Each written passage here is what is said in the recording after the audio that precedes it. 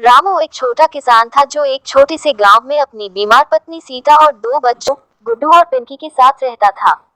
उसकी जिंदगी आसान नहीं थी। उसके पास बस 2 बीघा जमीन थी, जिस पर मेहनत करके वह थोड़ा बहुत अन्न उपजाता था। उसी से उसका घर चलता था। सीता पिछले 1 साल से बीमार थी। डॉक्टर ने बताया था कि उसे फेफड़ों की बीमारी है और अच्छे इलाज की जरूरत है, लेकिन इलाज के लिए पैसे कहाँ थे।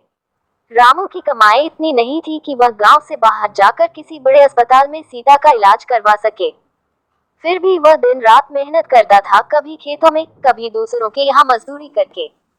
गुड्डू और पिंकी अभी छोटे थे। गुड्डू 10 साल का और पिंकी 7 की।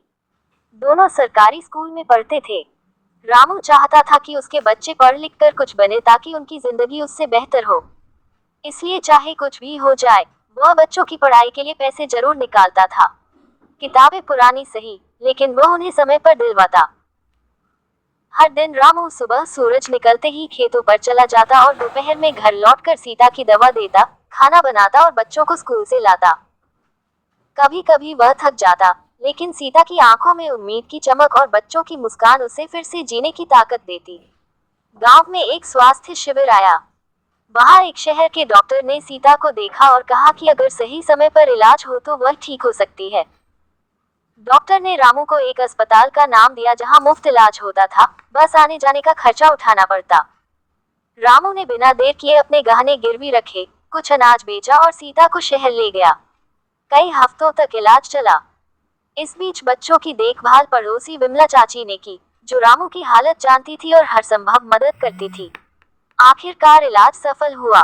सीता की तबीयत धीरे धीरे ठीक होने लगी। वह अब घर के छोटे मोटे काम करने लगी थी। बच्चों के चेहरों पर फिर से मुस्कान लौट आई थी। रामू की मेहनत रंग लाई।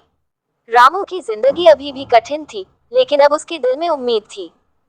उसे पता था कि अगर वह सच्चे मन से मेहनत करता रहेगा तो एक दिन सब अच्छा हो जाएगा। सीता की सेहत, बच्चों की पढ़ाई और घर की खुशहाली, अब उसे इन तीनों की चिंता थी, लेकिन अब वह घबराता नहीं था। रामू जान गया था कि जिंदगी चाहे जितनी भी कठिन हो, प्यार, मेहनत और हौसले से हर मुश्किल को पार किया जा सकता है।